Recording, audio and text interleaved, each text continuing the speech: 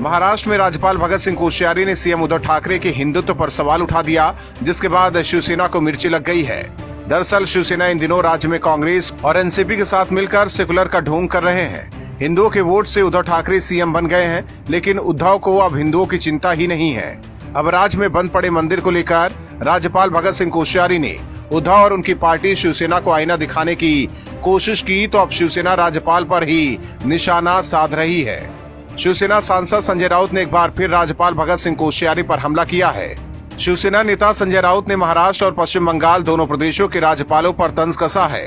राउत ने कहा कि देश में इस वक्त दो ही प्रदेशों महाराष्ट्र और पश्चिम बंगाल में राज्यपाल हैं, बाकी जगह राज्यपाल हैं या नहीं उन्हें नहीं पता है, क्योंकि वहाँ की जो सरकारें हैं वो विरोधियों की सरकारें हैं।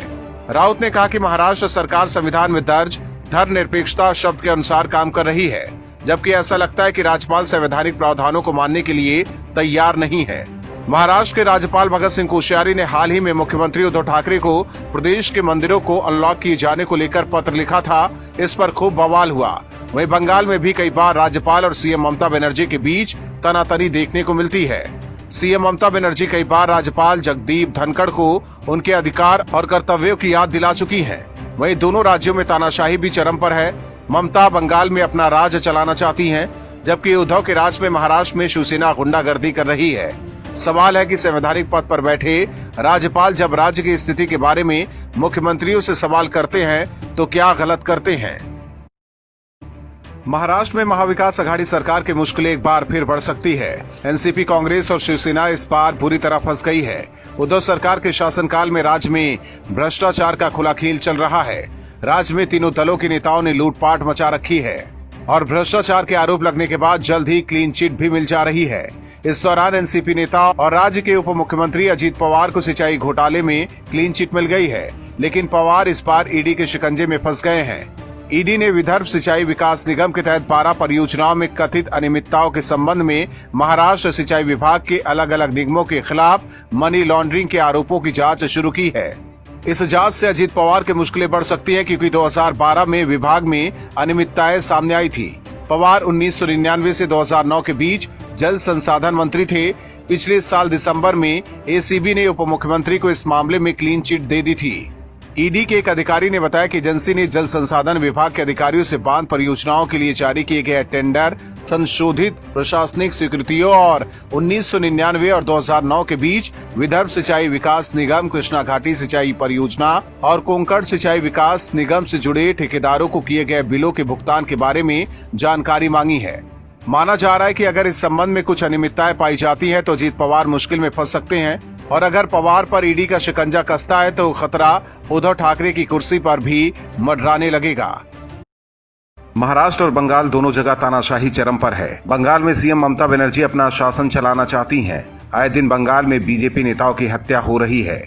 वहीं बंगाल में कई जगहों पर हिंदुओं के साथ भी दुर्व्यवहार होता रहता है, लेकिन वोट बैंक को साधने के चक्कर में सीएम ममता बनर्जी और उनकी पुलिस खामोश रहती है। यही हाल पिछले कुछ दिनों से महाराष्ट्र का भी है। राज्य में जब से उद्धव ठाकरे मुख्यमंत्री बने हैं, शिवसेना की गुंडागर्दी नहीं रुक रही है। इतना ही नहीं, दोनों राज्यों में राज्यपाल से भी आए दिन मुख्यमंत्रियों के अनबन की खबर आती रहती है। अब बंगाल को लेकर गृह मंत्री अमित शाह ने बड़ा बयान दिया है। अमित शाह ने कहा कि बंगाल में कानून व्यवस्था बिल्कुल चरमराई हुई है और सरकार कोई ध्यान नहीं दे रही है। उन्होंने कहा कि यहाँ पर विपक्षी नेताओं को मारा जा रहा है और लोकतंत्र की हत्या की जा रही है। उन्होंने ये भी कहा कि बीजेपी नेताओं की राष्ट्रपति शासन की मांग गलत नहीं है। शाह ने साफ किया कि पॉलिटिकल पार्टी के नेता जो वहाँ पर काम कर रहे हैं, स्थिति के हिसाब से उनकी मांग वाजिब है। उन्होंने कहा कि वहाँ के हालात को अगर देखा जाए तो उनकी मांग सही है। उन्होंने कहा कि पश्चिम बंगाल में अम्फान तूफान आया पर कोई ढंग की व्यवस्था नहीं की गई। अनाप शराब बजट घोटालों में चला गया। केंद्र की ओर से जो अनाज भेजा गया वो भी भ्रष्टाचार की भेंट चढ़ गया। कोरोना के लिए भी जिस प्रकार के बंदोबस्त होने चाहिए थे वो नहीं हुए। बंगाल के अलावा महाराष्ट्र में भी राष्ट्रपति शासन लागू करने की मांग हो रही है। हालांकि महाराष्ट्र में राष्ट्रपति शासन लागू करने को लेकर दायर एक याचिका को दिल्ली हाईकोर्ट खारिज कर चुका है। अब देखना होगा कि गृह मंत्री अमित शाह के बयान के बाद बंगाल को लेकर केंद्र सरकार क्या फैसला करती है। कांग्रेस का असली चेहरा एक बार फिर बेनकाब हो गया है। कांग्रेस नेताओं का पाक प्रेम एक बार फिर उभर कर सामने आया है। नवजोत सिंह सिद्धू, मणिशंकर अय्यर और उसके बाद शशि थरूर ये कांग्रेस के ऐसे नेता हैं जिन्होंने भारत को बदनाम करने का ठेका लिया हुआ है। अपनी राजनीति चमकाने के लिए ये दूसरे देशों में भारत के खिलाफ जहर उगलते हैं। पिछले कई दशकों से भारत और पाकिस्तान के रिश्ते जगजाहिर हैं। ऐसे समय में पाकिस्तान की जमीन पर जाकर ये कांग्रेसी नेता भारत के खिलाफ बयानबाजी करते हैं। हालांकि इस बार थरूर के बयान पर बीजेपी ने आपत्ति जताई है और बीजेपी प्रवक्ता संबित पात्रा ने कांग्रेस पर निशाना साधा है। पाकिस्तान के मंच से शशि थरूर के विवादित और भारत को बदनाम करने वाले बयान के बाद बीजेपी ने पलटवार किया है।